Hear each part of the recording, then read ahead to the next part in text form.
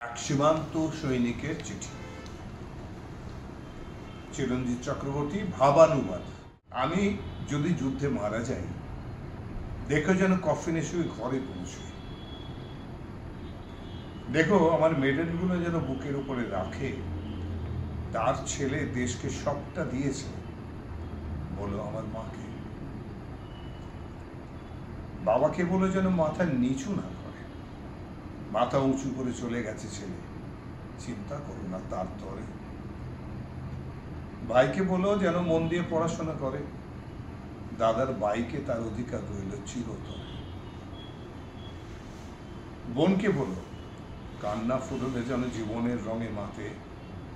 আর কোনোদিন আসবে না কেউ তার বেনি ধরে টেনে জ্বালাতে। আর আর তাকে বললো যে আমার সব কিছু। সে এক স্ফূর্তিতা কন্যে, যার স্বামী দিয়েছে প্রাণ এই দেশের জন্য।